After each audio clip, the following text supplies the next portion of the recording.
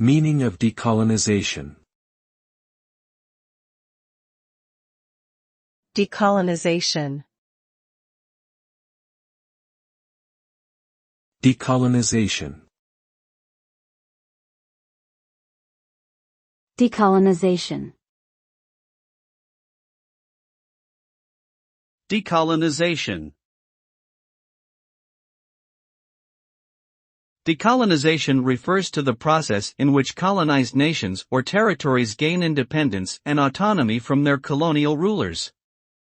It involves undoing the political, economic, social, and cultural systems established by the colonizers. The result of decolonization is the establishment of new, independent nation-states, free from foreign domination and control. This often involves the formation of new governments, the redrawing of national borders, the repatriation of resources, and the reclaiming of cultural identities suppressed under colonial rule.